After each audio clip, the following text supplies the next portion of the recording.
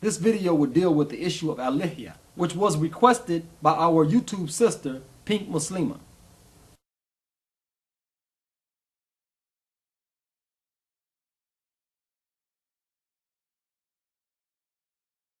I'm just saying.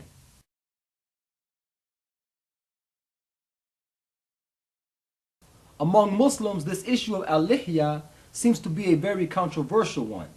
A while back, two Muslim brothers were debating this issue of Al-Lihyaa. One was of the opinion that growing Al-Lihyaa was a fard. The other one held the opinion that this was indeed a mandub issue. That brother then called me over and inquired as to what was my opinion regarding this issue. I replied that it depended on whatever opinion you adopted. The brother that held the opinion that Al-Lihyaa was fard replied, but the Jamhur says that Al-Lihyaa is fard, and only a minority of ulama, a small percentage, maybe even 1%, stated that this is a mandub or even mubah issue. My statement to him, of course, was that Islam was not democratic. That the fard, haram, mandub, makruh, mubah, halal, haram are not dependent upon the Jamhur, but it is the strength of the evidence provided by each of those that opined upon this matter that was at issue. The brother that held the opinion that having Al-Lihyaa was mandub then asked, Ya Sadiq, but what is your opinion? First of all, I'm not qualified to have a personal opinion, but the evidence provided from those that opined upon this issue leads me personally to believe that this is a mandub issue. The brother that held the opinion that having Al-Lihyaa was fard continued to argue until I noticed that he himself did not have a beard. Awkward. When I inquired as to why he himself didn't have a beard, he became very uncomfortable and stated that his work did not allow him to do so. Long story short, his occupation was with the Kufr military, which did not allow him to keep a beard. I'm just saying. When discussing this issue of Al-Lihyaa, one hadith is mentioned more than any other. An Ibn Umar, radiallahu anhu, قال النبي صلى الله عليه وسلم خالف المشركين وحفروا اللحية وأحفوا الشوارب. And this hadith can be found here.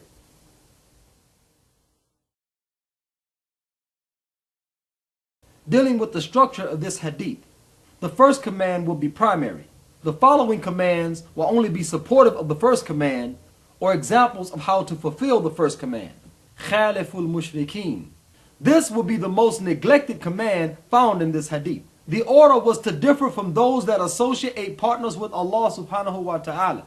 But if you were living in Amish land, where married Amish men grow their beards and shave their mustaches clean, how would you differ from them? And they are indeed al-mushrikeen. The issue is that whatever the mushrikun do, in order to distinguish themselves as mushrikun, we as believers should strive to distinguish ourselves from them. Now, if the brother does not have a beard, he becomes suspect of violating this hadith. But those that stood in line to vote for a kafir, to implement kufr laws upon them as president, they were not accused of violating this hadith. And even if he were a Muslim, if he was to implement kufr laws upon you, laws that were not revealed by Allah subhanahu wa ta'ala, then indeed if you support him, you are in violation of this hadith, and he is in violation of this hadith. I'm just saying. Obviously what distinguishes us as believers is our kalima, La ilaha illallah wa Muhammadan Rasulullah. On the other hand, what distinguishes them as mushrikun is the fact that they deny this kalima. Now let us move on to the first example of how to differ from the pagans. Wahfiru lihya. Some are under the misconception that this hadith commands us to grow the beard. But there can be no command to grow something that is purely a matter of fitrah. Not only al-Waqa dictates that this is a matter of fitrah, in many ahadith, Muhammad sallallahu alaihi wasallam spoke about this issue of al-Lihyaa as a matter of fitrah.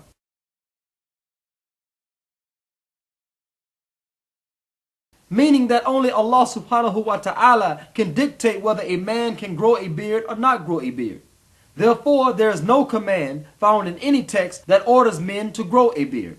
The command is actually to not approach it or to leave it as is. وَحْفِرُوا لِحْيَا. But you'll find brothers that claim to follow this hadith to the letter, grooming their beards. or you'll find them clipping the split ends. If they truly believed that having al-Lihyaa was fard, then they would not approach the beard and leave it as is. I'm just saying. Some evidences in al-Hadith indicate that Omar ibn al-Khattab radiallahu anh used to grasp his beard and cut would extend it beyond his fist. But Omar's hands are not like my hands, and Omar's hands are not like your hands. Therefore our beards naturally would differ in length if we were allowed to clip it.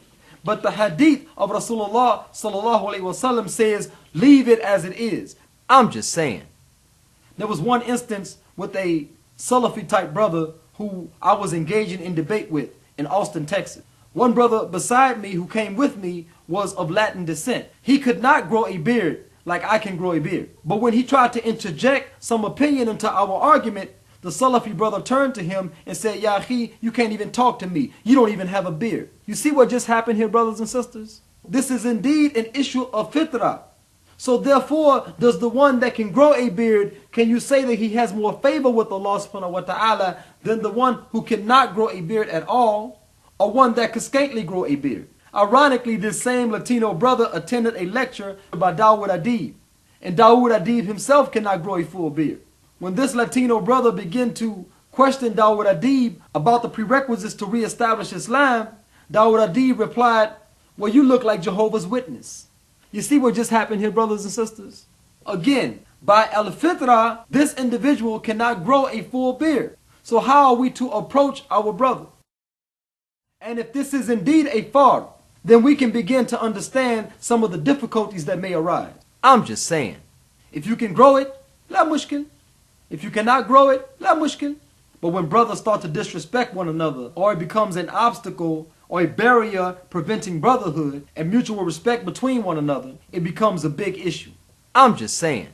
Now let's move on to the second supportive command. وَأَحْفُوا الشَّوَارِبِ. Now let's go back to the instance in which the Salafi brother disrespected the Latino brother that could not grow a full beard. If his mustache wouldn't have been trimmed, or just a couple of hairs hung over the top lip, you think he would have been as disrespectful? And when has a brother with a few hairs hanging over his top lip been called a Jehovah's Witness? As a matter of fact, I shaved my mustache completely off. Am I imitating the Amish? Ever see any black Amish? I mean, can you imagine a black man churning butter without doing the cabbage patch? I'm just saying. I mean, why pick and choose through this hadith? Imitating the mushrikun in their manner of belief, in their manner of dress, in their manner of appearance, so on and so forth, should be even more condemned than a brother that does not have a beard. The Sahaba were known to trim their mustaches so short that you could see the whiteness of their skin underneath their mustache. And so we would not be hypocritical. Let's condemn those brothers also that do not trim their mustaches short or above their top lip. I'm not saying that brothers that have a beard should go cut their beard. All I'm stating that if you believe the beard is fard, then that is upon you to treat it as fard. Do not practice nifaq by trimming the split hairs on your beard. Leave it as it is. And if you're going to condemn brothers for not having the beard or having an ample beard, then why don't you condemn the brothers that do not trim their mustaches so short that you can see the color of their skin underneath their mustaches? And while you're at it, instead of looking for beards, why don't you condemn those brothers that do the acts of pagans, which is voting for kufr laws and voting in non-Islamic elections? I'm just saying. Personally, I can grow a nice one, mashallah. With that, you know what I'm saying? I'm talking about, just bam, you know what I'm saying? Like, bow, you know what I'm talking about? Yeah, I can grow a nice one.